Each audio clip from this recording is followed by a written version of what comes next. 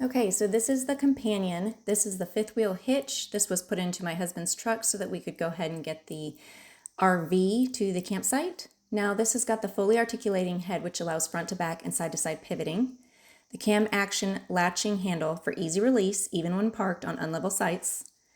It's got a quiet, rattle-free towing experience, and it's made in America. Now, this is something that we have had absolutely zero problems with. My husband has now had it for about 2 years installed, and everything has worked perfect on it. Now, most people would worry about, does it take up too much room in your truck bed? We still have been able to haul mulch, rocks, wood, you name it. We can still haul stuff in this truck.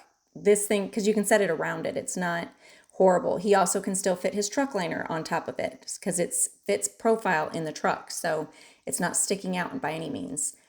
This is something we do recommend, and if you are looking to haul an RV, this would be a great choice.